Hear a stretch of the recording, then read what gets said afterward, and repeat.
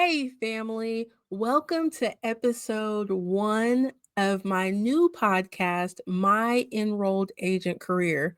We are delayed, but access not denied.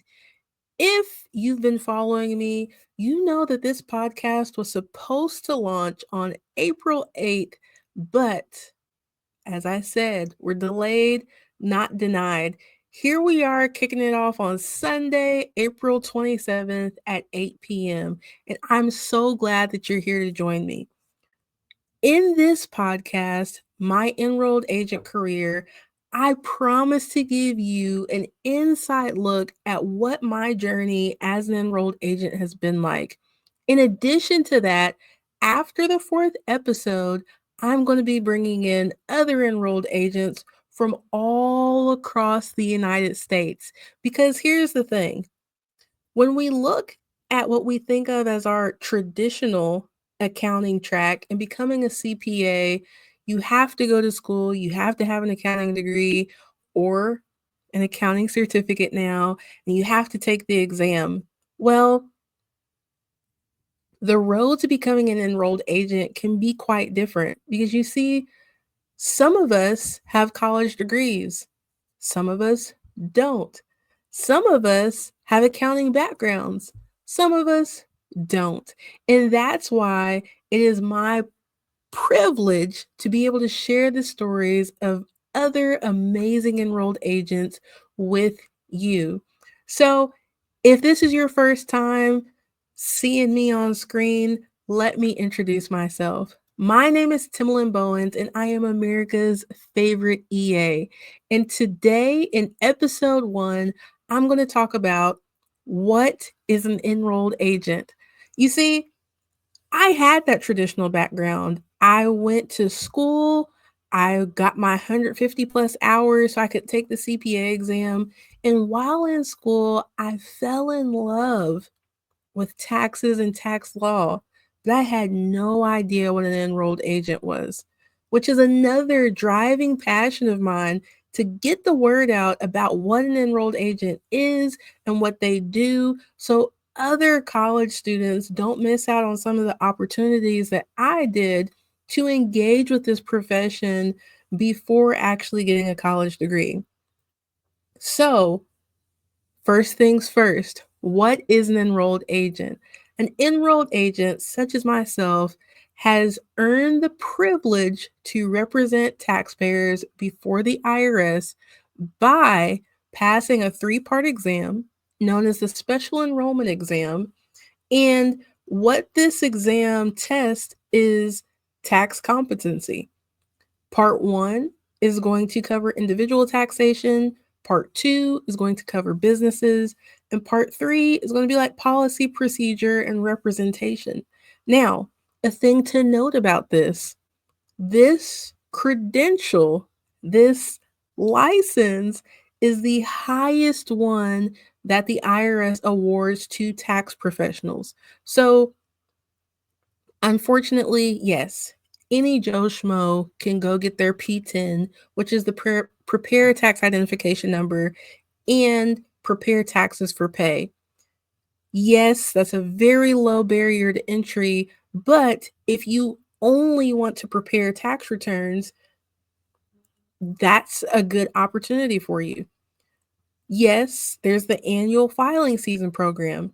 These tax professionals have chosen to take their profession a little bit more serious to get something from the IRS that says, yes, I'm up to date on all the latest rules and regulations, which, by the way, you can try to keep up, but tax law is ever changing and you can never be too educated once you enter this profession. I don't mean technical, traditional educated, right? I mean getting continuing education hours from IRS approved providers to make sure that you're up to date on everything that's going on in the tax world. Nobody that's an enrolled agent has arrived, right? We are lifetime learners, forever evolving with the evolving tax law. Okay. So I've talked about the P10 holders, which To be an enrolled agent, you have to be a P10 holder. I've talked about the annual filing season program. These are things that are given, earned, given, paid for, but through the IRS, right? So the thing that's going to set an enrolled agent apart from a P10 holder and apart from an annual filing season participant is the exam. But not only that, also the privileges that are granted to the enrolled agent by the Internal Revenue Service. As I mentioned before, you have the opportunity, once you become an enrolled agent, to represent taxpayers before the IRS. And because it's a federal license, you can represent taxpayers before the IRS in all 50 states, from Alaska to Wyoming, right? So, what that allows me to do, I have clients, not California. I don't own California, right? I have clients from coast to coast, in California to New York. I have clients who are in Italy, in Baghdad. Why? Because even though they're in another part of the world, they are a US taxpayer and they are facing a US tax problem. Now, with that being said, sometimes people ask me, even fellow tax professionals, but what can an enrolled agent do with that license? And sometimes they don't fully grasp what representation is. Now, in one of my solo episodes, I'm going to go into more detail about what an enrolled agent can do. I promise. And in addition to that, as I bring on guests, they will also be talking about what they do specifically in their practice, what they've done in their journey as an enrolled agent to help you open your eyes to more opportunities. Because there is more than tax representation, although you will see that I'm always an advocate for tax representation. And I think every enrolled agent should actually walk in that power to represent taxpayers. But before I delve into that, let's go ahead and talk about what tax representation is so you have a clear understanding.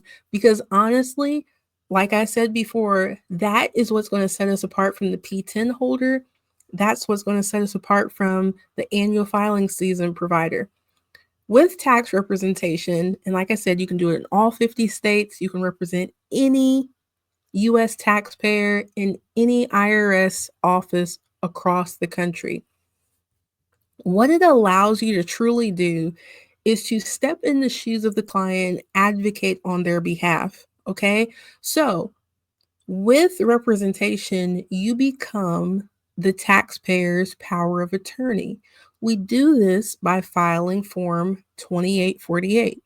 Now, when we do this, this gives us the right and the privilege to represent them. So let's say, for example, that a taxpayer is facing an audit. Now, a lot of taxpayers are doing the DIY thing just because it's more convenient, maybe it's more affordable, but typically your average taxpayer is not going to be an expert in tax law, which is something that you should strive to do if you choose to be an enrolled agent. And for that reason, if they're in an audit with the IRS and the IRS is going through the things, they're on their tax return and they're questioning different things, a taxpayer will hire someone else to represent them in the same way that a citizen would hire a lawyer to represent them in the court of law. So, what this does, as the taxpayer's representative, I am also going to get copies of the correspondence that the IRS is sending them. I am also going to know what the IRS is requiring of the taxpayer. So with this 2848, this gives me permission not just to see the notices, not just to read and talk about the account and see what's going on. I also have the privilege to speak on behalf of the client. I have the privilege to send the revenue officer documentation that is requested on behalf of the client. So, what does this do? The client is able to breathe and put it in the hands of the expert to handle it for them. Now, will every audit require representation? That truly is going to be something that the taxpayer has to decide, because I don't judge the tax competency of taxpayers. I will assume that they don't know anything for the purpose of, not to say anything's wrong with them, but for the purpose of making sure that I educate them on everything that they need to know. Because as that representative, I need to make sure that I'm very thorough so they have everything laid out and they understand what the repercussions and consequences are of their actions. Now, all representation doesn't have to be something that's that severe, right? And I know with taxpayers, they think it's all severe, but not always, right? So, another instance where I'm hired to represent a taxpayer is if they've been levied. Now, if you're not familiar, when someone is levied, this could come in the form of a wage garnishment. So the IRS has reached out to the employee and said, hey, when they get paid, this is how much you're to send to us. It can also come in the form of a bank levy. This is when the IRS has reached out to the bank and they said, hey, they owe us. We've followed due process and now it's time for them to pay. So the IRS reaches out to the bank and they let them know an amount that needs to be taken out and sent to the IRS. The IRS also, within its authority, can levy a taxpayer's Social Security. The IRS can seize a taxpayer's assets and sell them to get the revenue that's owed to them. And in these situations, think about it. If the taxpayer could have avoided it getting there, they probably would have. So it's not ideal for the same person who couldn't avoid the situation to get themselves out of the situation. That is an area where the taxpayer would hire someone to represent them. Okay. Now, maybe not. That was a little bit more severe than the audit.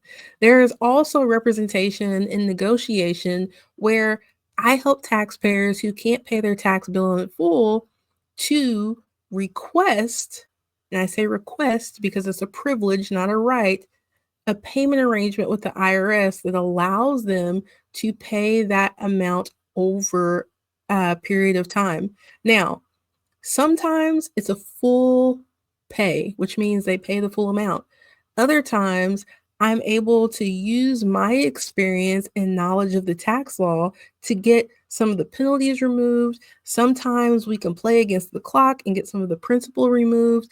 But again, that's because I'm hired as a tax expert to represent them to get the best situation for them that's going to satisfy the IRS and not bankrupt the taxpayer.